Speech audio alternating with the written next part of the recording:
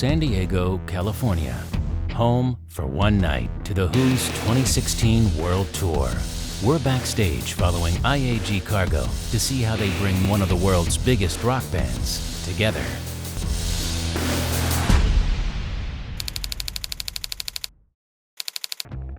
Today we're here at the San Diego Sports Arena. This is the 2016 Who Tour. It's continued actually for about a year and a half. And we've done many shows here over the years. And it's one of the classic rock and roll venues for concerts in the last 40, 50 years. This is scheduled to be the final tour for The Who. They didn't say they would never play again, but they will never probably tour the world again. The Who tours are very established. They've been around on the road for 50 years and are considered one of the classic rock groups. So we have the arena level concerts is what we give. And those can range from about 4,000 seats on the small side to up to even 15,000 or more for a big place. Our normal crew is a little over 30 people. It can sometimes expand depending on the show we do. And we have 8 full trucks of equipment. The journey begins for this particular shipment, started in London. The freight came from the Who's warehouse. It was taken over to IAG Cargo where the freight was built, weighed, screened, and off to the venue.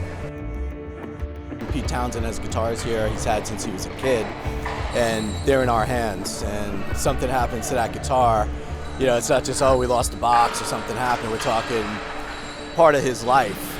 The guitars need to go on a certain pallet because we got to keep them out of the sun. We need to keep them from any kind of damage at all, where you don't want to mix them in with big monitors and whatnot. So every single piece of cargo on these shipments has a special need.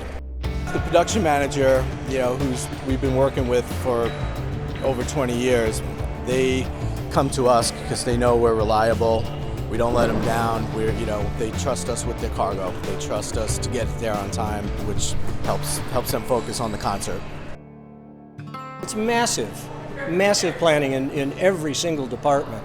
And it starts months, sometimes years before the tour. It's moving an army around, and we build a small village every day. If some of the kit were damaged, depending on what it is, it could be an absolute showstopper. It's of ultimate importance that the gear arrives in one piece and that it all arrives, because otherwise, we have so many bits that are crucial in all departments. So we really can't do without too much at all. I've done tours where you didn't have such a reliable shipper, and if a keyboard doesn't show up, or how about if the trunk of guitars doesn't show up on time, you're stuck. Everyone always says about the image of the Who, of Pete in the Who with the Gibson SGs and the Les Pauls. People don't realize he's been using these for nearly 30 years. It's a blend, it's a mix of acoustic guitar and electric guitar. If the case with the guitars got dropped in, I'd be in trouble. I'd have a lot of work to do. If it's not there, the show's off. That's how important it is. Stage set and sound checked. It's time for the thousands of fans waiting outside to pass through the stadium's legendary doors.